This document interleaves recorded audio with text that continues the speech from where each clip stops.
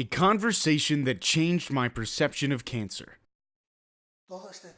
All the work we are going to show you these days wouldn't be possible if the 2011 version of myself hadn't hit rock bottom.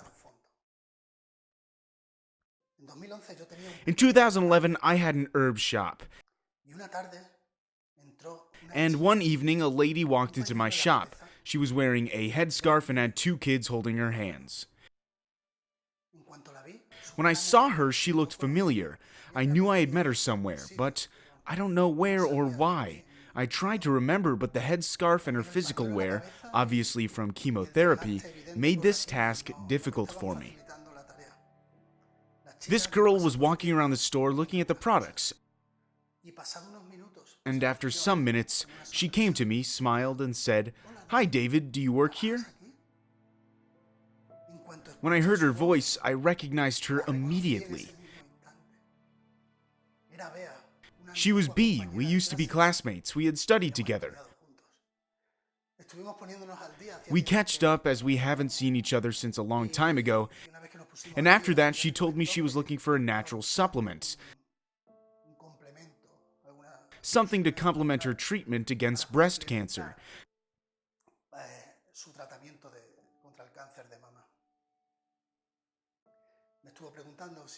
She was asking me what she could take, if there was any efficient complement. I told her that unfortunately, I didn't have any complement for cancer, that I couldn't offer her anything. For a moment, like a second, she just stared at the floor. Then she looked me in the eyes and told me, "David, there has to be something. I've improved my diet, I'm taking all my medicines, I go to every chemotherapy session. There has to be something more that could help me to fight against cancer."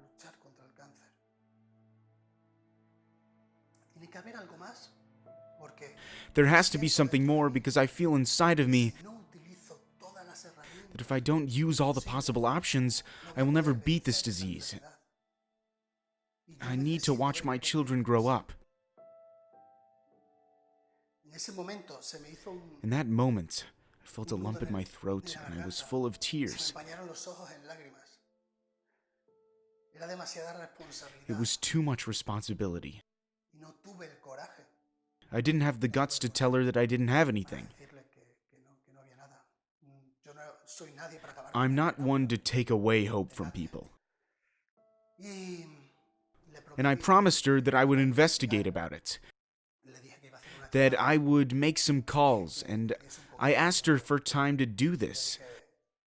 I told her, "B, I promise you that I'm not going to stop searching, studying, nor investigating until we find an alternative that helps you fight against your cancer."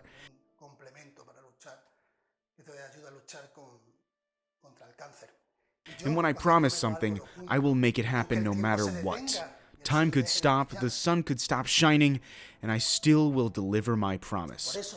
For that reason, I would like to dedicate this work to B, who is no longer with us, and to her kids, who will grow up without their mother. It gives me goosebumps every time I tell this story.